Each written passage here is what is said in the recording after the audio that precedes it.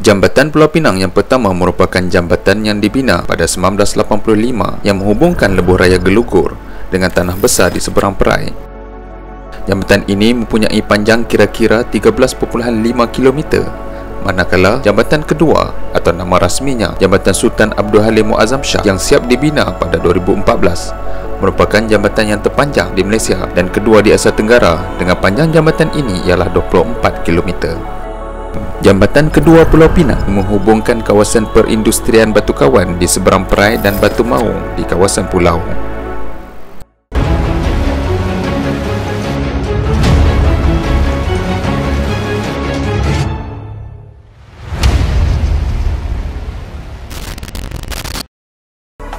Jambatan Pulau Pinang.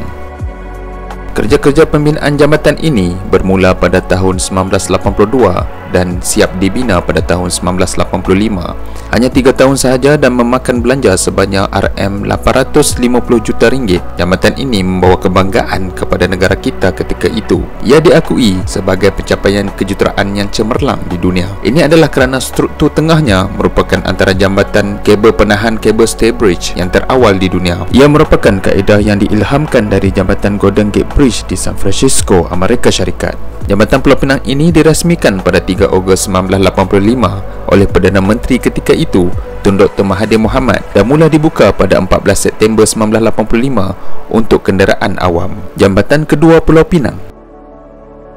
Jambatan kedua ini mula dibina pada November 2008 dan siap pada Februari 2014. Jambatan kedua telah menelan kos sebanyak RM4.5 bilion. Projek ini dikendalikan oleh kontraktor China Harbour Engineering dan Jambatan kedua Sdn Bhd sebagai pemegang konsesi untuk 45 tahun. Ia dirasmikan pada 1 Mac 2014 dan dinamakan bersempena Yang di-Pertuan Agong ke-14 Sultan Abdul Halim Muazzam Shah. Selain dibina dengan reka bentuk bersifat lestari alam sekitar, Jambatan kedua Pulau Pinang mempunyai kelebihan kerana menggunakan sistem galas getah redaman tinggi yang mampu menahan kesan gegaran gempa bumi sehingga 8.2 skala Richter pada jarak 300 km daripada punca gempa bumi.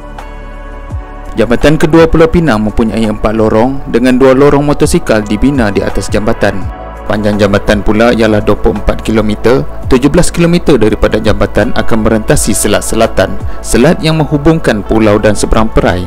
1.5 km pengguna akan berada di kawasan Batu Maung, sementara 6 km pengguna akan berada di kawasan Batu Kawan. Jambatan Sultan Abdul Halim Muazzam Shah bukan sahaja laluan alternatif bagi pengguna, tetapi ia juga dapat mengurangkan 25% kesesakan lalu lintas di Jambatan Pulau Pinang. Ia juga menjadi pemangkin bagi pertumbuhan dan pembangunan sosioekonomi di Pulau Pinang, terutamanya di sekitar Batu Kawan. Selain itu, kedua-dua jambatan Pulau Pinang ini telah menjadi satu ikon unik serta menarik perhatian para pelancong untuk datang ke Pulau Pinang.